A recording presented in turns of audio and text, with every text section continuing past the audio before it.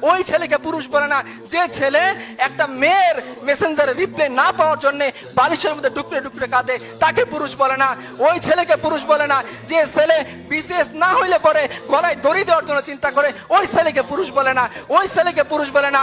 যে জওয়ানির মধ্যে জওয়ানি মিটানোর জন্য রাস্তা রাস্তায় দাঁড়িয়ে মেয়েদের সাথে ইফটিজিং করে, ওকে পুরুষ বলে না। আর বেটা, তুমি যদি পুরুষ হও, 4টা বিয়ে করো, মজ মাস্তি করো বউয়ের সাথে, কবিতা লেখো বউয়ের সাথে, পারলে দায়িত্ব নাও, নিয়ে দেখাও তোমার পুরুষত্বের পরিচয় কতখানি। পারলে দিনের দায়িত্ব নাও, নিয়ে দেখাও তোমার পুরুষত্বের পরিচয় কতখানি। পারলে উম্মার দায়িত্ব নাও, খালিদ বিন ওয়ালিদ হও, আমরা তোমার ইমামতি মেনে নিব, দেখি তোমার পুরুষত্বের দায়িত্ব কতখানি। আর যদি না হয়, তাহলে তোমার এই পুরুষত্বের প্যান পানি বন্ধ করো।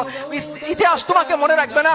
ইতিহাস মনে রাখবে খালিদ বিন ওয়ালিদকে, ইতিহাস মনে রাখবে জাফর ইবনে আবু তালিবকে, ইতিহাস মনে রাখবে আবু বকর উমরকে, যে উমর পারস্যের সামনে দাঁড়িয়ে চোখে চোখ রেখে কথা বলেছিলেন। ইতিহাস মনে রাখবে রিবি ইবনে আমরকে, যিনি রুস্তমের সামনে দাঁড়িয়ে বলেছিলেন যে রাসূলুল্লাহ সাল্লাল্লাহু আলাইহি সাল্লাম 3টা অপশন আমাদের সামনে দিয়েছেন, হয় ইসলাম কবুল করো, শান্তিতে থাকবা, রুস্তম বলতে পারবো না, তাহলে অপশন 2 তুমি আমাদেরকে জিজিয়া দিবা, আমাদের অধীন হয়ে যাবা। রুস্তম বলতে পারবো না, তো অপশন নাম্বার 3 তলোয়ার সমাধান করবে তোমার আর আমার মধ্যে, হয় তুমি জীবিত থাকবা না আমি জীবিত থাকবো। যদি এরকম হয়, দেখি কে জো বাইডেনের সামনে দাঁড়িয়ে এরকম সাহসিকতাপূর্ণ উক্তি করতে পারেন, তবেই আপনারা বললেন যে আপনাদের উম্মারা পুরুষ। আমরা আমাদের উম্মার কথা বলতেছি, যারা জো বাইডেনের চেয়েও ক্ষমতাশীল।